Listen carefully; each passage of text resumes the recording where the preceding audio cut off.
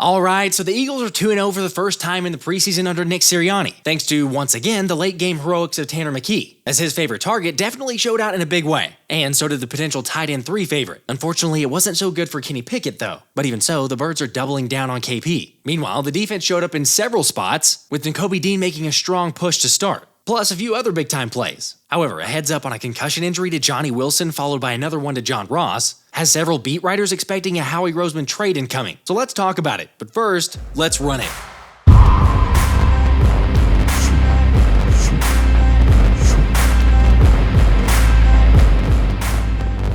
What's up, guys? Hey, do me a favor, hit that like button. Also, a quick thank you to the official sponsor of the channel, Underdog Fantasy, which, by the way, I had several of you guys asking about a potential fantasy league, and I've got more details in the comments if you want to check it out and join. Anyway, speaking of signing, the Eagles should consider adding a safety after what we saw from James Bradberry in the second preseason game versus the Patriots. Like, yeah, those of you who watched don't need any reminding, but James Bradberry was bad. I mean, awful, thanks to flashing some deplorable tackling attempts and constantly being out of position, as well as just not really showing any kind of speed. Heck, it's probably what had Ruben Frank echoing what most of us felt. The James Bradberry we saw against the Patriots looked frighteningly similar to the Bradberry we saw last year. No! God, please, no! No!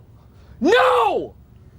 No! Look, give JB some credit that at least he was willing to change positions and then he's always owned up to his mistakes and been a true professional. To that point, saying that he was the one on this play who moved Jalyx Hunt out of QB contain, but then failed to realize that it made it his responsibility on the QB keeper. So yeah, the Vic Fangio praising him earlier in the week for playing pretty dang well out there changed pretty quickly, which is why understandably a lot of people have reached the JB's time has run out territory. I'm not even sure he even knows where he's at right now. You know, not every corner is able to make the successful transition to safety. Although, given the recent struggles and concerns at safety, former Eagle Jalen Mills has recently been linked to the Birds by multiple beat writers, considering the New York Giants released him after previously being on the non-football injury list with a calf strain. Yet according to Adam Schefter, Mills is now healthy and drawing interest from a couple teams for potential safety depth. At the same time, I get it if you're like, why on earth do we need another safety with potential injury concerns? Except first off, at least he'd be better than James Bradberry, and secondly, shout out to PFN's Anthony DeBona for making the point that Mills fits the bill for the type of versatility Fangio's looking for. With a 30-year-old goblin playing 159 snaps at free safety, 136 snaps in the slot, 106 in the box, 31 as a dime linebacker, and 27 lined up at corner last year. But seriously, that's probably not even the best part, since like Anthony shared, in the past 2 seasons, Mills has allowed the lowest passer rating of his entire career. Again, obviously this wouldn't be a blockbuster type move, yet just to see this type of depth and signing for the potential of the team is not really that bad of a deal.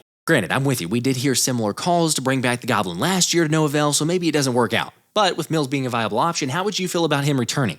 Personally, I'd be okay with it, although to be honest, I'd be much more in favor of some kind of move for wide receiver at this point. Because my gosh, the depth there is, well, just not really there. With the Eagles proving that when they took on the Patriots in Foxborough. As right before the game, Ross Tucker alerted to everyone that rookie wide receiver Johnny Wilson had suffered a concussion in the joint practice with New England, and is now going through the concussion protocol, which was a bit strange seeing as though we didn't hear anything about that until right before kickoff. Of course, hopefully he's okay, because like I said, the wide receiver 3 spot definitely needs a lot of help, but I'll get to a little bit more of that in a sec. Anyway, Nick Sirianni elected to not play the starters partially due to the weather beforehand, and partially due to the physical joint practice, saying he felt like the fellas needed a rest, meaning that by then, seeing Mekhi Becton not dressed for action, you officially have your decision on who the Eagles' starting right guard is. Like, come on, that's not really a shock since for at least a week it's been blatantly obvious where this thing's headed, with Becton constantly getting the bulk of first-team reps and always starting. For real, most everyone watching knew this thing was over once Tyler Steen went down with an ankle injury in practice, followed by reports of the mountain impressing in practice. But then, to make matters worse, Steen actually suffered an ankle injury in the Patriots game, presumably re-aggravating the same injury. And now putting into question if he'll be ready to go as a backup by week 1. Obviously, the hope is that it's not too serious because no matter how you felt about Tyler Steen or Mekhi Becton, Philly's going to need Steen this season. Having said that, there is another guy on the O-line that Sirianni believes we should be talking about. I will single somebody out. I think Fred Johnson is continuing to develop as a really solid football player. He works his butt off. He's a big man, right? You see that, and it's hard to get around him. And he just continues to put the work in that he needs to put in to develop at his position.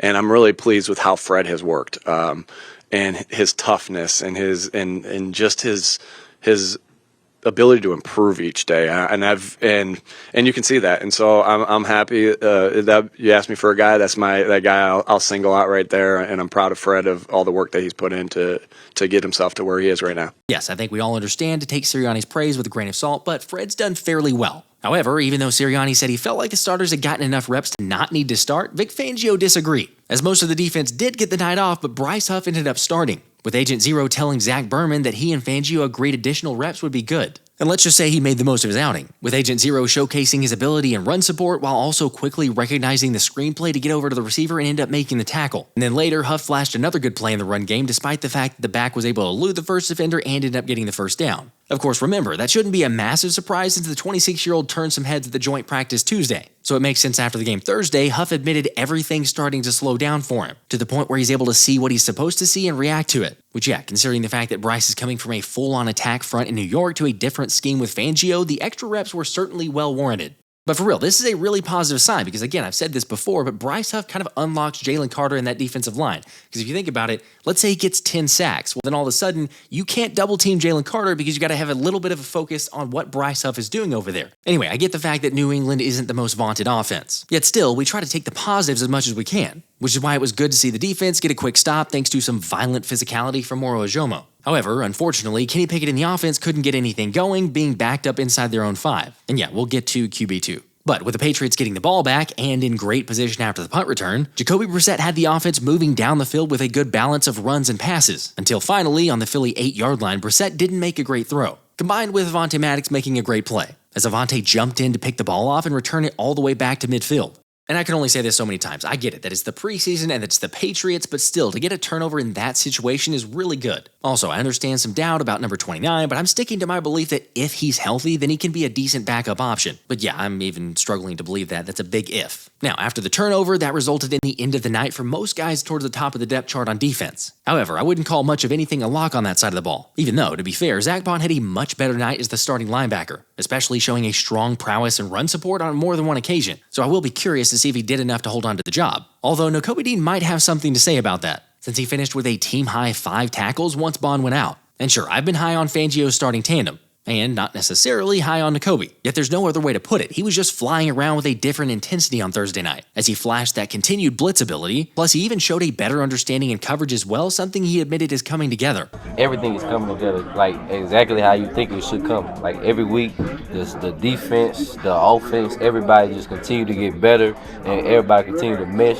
See the type of communication we have between all levels, from the D-line to the linebackers to the DBs. All levels is just becoming more smooth, and we can do more things now that we are more familiar with each other. Honestly, Nakobe's not wrong. Like I said, he had 5 tackles with 4 of them being solo. And even though Zack Baun played well, the starting spot is only closer after the Patriots game. I mean, I get that we take gradings with a grain of salt, but according to PFF, Dean is the highest graded Eagles player through the first 2 preseason games. Having said that, there was a time last year when Nicholas Moro was one of the highest graded linebackers in the NFL, so yeah. But regardless, the extra reps are improving his game. I feel like I've gotten better daily. From the beginning of camp to now, my man, my zone coverage, everything has gotten better, as well as everybody else on the defense. We need to get better. I mean, we at practice, we get to go against guys like Dallas, AJ, Smitty, Saquon, Kenny out the backfield. So going against those guys, they get us better. They gonna give us some of the best looks we can ever get. By the way, Nakobe also admitted despite playing well, he did take a step back in the open practice, but that's kind of been what's fueled him. Because it's really a no-brainer, yet like he mentioned, getting to go up against a guy like Saquon Barkley day in and day out in practices only makes you better. So even though Kenny Gainwell beat him badly on a few touches as well a few weeks ago, would it be crazy to say that I have more confidence now in Nakobe Dean to win his job than I do in Kenny Pickett to win his? I'm serious, like you guys already know, but Kenny P was not very good. Now, I guess if you want to take a quick glance at the box score, it might look like at least he was accurate. But Kenny Pickett's hands were all over the first half shortcomings. For example, shout out to Warren Sharp, but KP dropped back 17 times in the first half with just a 0.7 average of air yards per completion along with 4 sacks taken, resulting in a negative 0.48 EPA per dropback, otherwise translated as really, really bad. That's awful no matter how you slice it, but the fact that he did something very similar in the first preseason game is a little bit alarming, since against Baltimore, Kenny dropped back 23 times in the first half and only threw the ball more than 10 yards 4 times, which by the way, that resulted in 4 incompletions. So, getting back to the most recent game, despite QB question mark registering 67 passing yards, 19 of those came on a dump-off play to Shipley, which really only made it look worse for Pickett. However, the part that may be even worse is the fact that at one point KP took 4 sacks within the span of 8 dropbacks. And sure, he definitely wasn't getting great blocking, and the Patriots had more of their better pass rushers in there when he was playing. So again, I get it, the protection was bad. Yet the ultimate example of him being completely lost came on a 4th and 8 from the New England 42, as Pickett inexplicably held onto the football. All right, and nobody's blocking. Bro, it was 4th and 8, so you might as well, throw it and try to make something happen. Anyway, he didn't, and Tanner McKee did, with it literally only taking 2 passes to see McKee is better. Granted, yes, most of the Patriots' pass rushers were out by this point, but just the fact that McKee shows a decisiveness and confidence to let it fly is drastically different than Pickett. Unfortunately, the Eagles found themselves in a 4th and short, which would normally be good. Except there's a reason Jalen Hurts is so good at the brotherly shove, as that fumble gave the ball back to the Pats. However, Drake May couldn't get much going either, and eventually gave the ball back after just 3 plays. Where on the next possession, McKee picked up right where he left off, completing strikes in particular to his favorite target Joseph Ngata, before Philly once again found themselves at a 4th and 1, as this time Lou Nichols got the handoff, but wasn't able to get enough to push for the first down, which I would have loved to see them get the first down, especially with it only being a yard, but of course they didn't. However, McKee still looked really good, and even though he didn't say it, you can tell he's confident about his chances at QB2. Do you think you're ready to get in number 2? That's not my decision. I wish it was. But I'm just ready to go out and play whenever they call my name. Kenny's been a great teammate, and we're going to continue to compete for probably the whole year. I mean, the whole team loves to say iron sharpens iron, so you'd think that McKee could at least get a fair shake at QB2. Although it's funny, because at the precise moment when McKee was pulled, Eagles insider Dave Spadaro came on to share with the public that despite conversations among fans about Tanner McKee being the QB2, the Eagles really like Kenny Pickett, and that they view this team with 3 QBs and Kenny Pickett is 2. I don't believe you. I'm sorry, the numbers speak for themselves and we all saw it. Or I take that back. Maybe Sirianni didn't. I think they're both doing a nice job. I think Tanner made some really nice throws down the field today with some good anticipation. And I'll have to look at the tape of what happened. But they both had good practices through to this date. I thought they both played solid today. Now I'll have to watch the tape to see exactly what happened. It's really hard to kind of say exactly. I don't remember any plays that I felt like.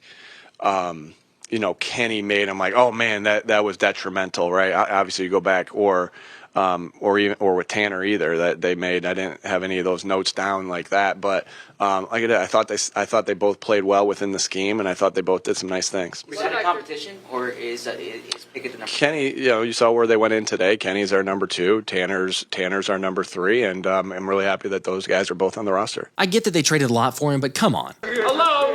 Anybody home? Am I being emotional? Maybe, and I will say that I did expect Pickett to be a little better than this, but the Eagles need to face the facts that he hasn't been good. Of course, I should mention that according to several beat writers, practices have looked much closer between Pickett and McKee, yet it's just once the lights come on and the players suit up that McKee seems to lock in. Plus, I know that it's just the preseason, but Tanner's shown twice now that he has the ability to lead the team to a win in the 4th quarter, with the former 6th-round pick going 7 for 8 on the game-winning drive for 70 yards. And eventually connecting with Aniyah Smith for a throw to convert the 2-point conversion, which, by the way, great also to see that from Aniyah Smith. Yet personally, if we're going to talk about a receiver, it should be Ngata, as the former UDFA hauled in 5 receptions for 88 yards on 5 targets, which, like I said earlier, is clearly McKee's number 1 option. And got the stamp of approval from A.J. Brown afterwards, saying Joe was the star of the game, as you could clearly see Swole Batman hyping up his guy nearly the entire night. Oh yeah, and then another positive takeaway in the receiving game was tight end EJ Jenkins, with a former wide receiver collecting 5 catches for 47 yards and an impressive showing. However, it was his blocking, according to Andrew DeCecco, that really stood out, helping the Birds to convert first downs on more than one occasion while also being really physical, which is something the 25-year-old said he's been working on. Coming into this training camp, the one thing I wanted to improve the most on was my blocking, my footwork, just because I was a receiver in college. So I knew that was going to be a hard transition for me, but I just embracing the whole role of being a tight end and just taking it day by day and just working on one thing at a time to improve my game overall. How'd you get better at it? I got better at it. It's just hitting the bag, man. Yeah. I just kept hitting the bag. Big Bertha, just running my feet, board work too. And even when I'm in the room by myself, I just keep working on my steps. So that translates to the field too. So it definitely helps. We've had similar questions about blocking for Albert O, but it does feel like EJ Jenkins could be the guy to take that next step. Heck, like I mentioned before, Dallas Goedert and Grant Calcaterra are locks, but it gets a little shaky beyond that. So after making several plays, maybe there's a chance he can sneak onto the roster at that 3rd spot, especially with it being reported before the game that the wide receiver 3 spot is very much open, and that the team has talked about using a tight end in that role, walking out a running back, or even moving Devontae Smith into the slot to create favorable matchups. Hear me out though, I'm not saying EJ Jenkins is that guy, I'm just saying that as far as the receiving and the versatility, it's something to like. However, with Johnny Wilson going through the concussion protocol, and now also John Ross, I'd say it's time for Howie Roseman to make a move for wide receiver, as several others would agree. Like Ruben Frank, who said the possibility remains fairly significant that Howie Roseman will go out and find a wide receiver 3 either on the street, unlikely, the waiver wire, unlikely, or through a trade, which is more likely, while also inserting that Covey will have a role no matter what happens, but he's not convinced the guy who will be eventually wide receiver 3 is currently on the roster. And honestly, that's exactly how I feel. A trade is coming. Of course, sure, we've already heard rumored reports about Howie working the phones for a wide receiver anyway, but given the injuries and lack of certainty around Paris Campbell's groin, I kind of think we might get something this week. Having said that, who's your favorite target for Howie to go after and why? Personally, I've seen names thrown out there like Darius Slayton, with the 27-year-old recording 770 yards on 50 receptions and 4 scores last season. Granted, we did just get Paris Campbell coming over from the Giants in free agency, yet the one thing with Slayton is that he's been fairly reliable while also being able to stay healthy, and played 195 snaps in the slot last season. But if we're being honest, it's probably not realistic that Joe Schoen does a trade with Howie for how the Saquon thing played out.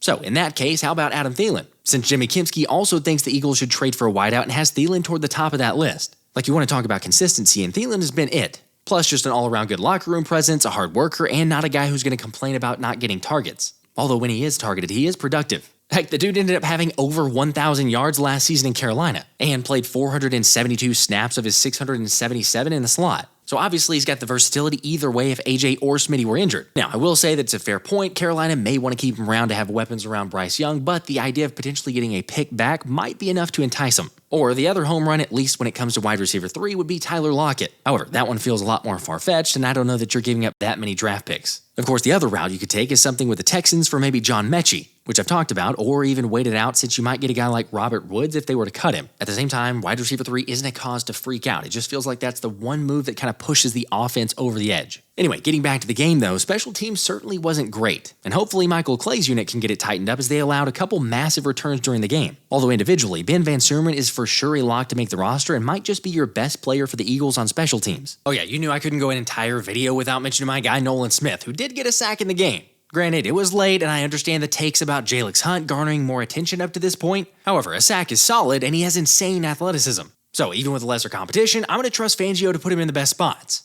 And don't count out him picking up Steen. And then another guy I've got to mention is Thomas Booker, with the 24-year-old defensive tackle continuing to build momentum for a roster spot, as he had multiple reps where he got pressure, including 1 sack. Meaning my guy Gabe Hall is probably looking at practice squad because Booker is certainly earning it, and also Gabe Hall apparently came off with maybe a hamstring injury, so we'll see. Having said that, there's still time, so it's not impossible. I mean, we've got still about 10 days before roster cut down, but I'm curious, who is your wild card to make the roster, and has it changed since the preseason game? Let me know in the comments. Until next time, I'll see you guys. This has been the Philly Special.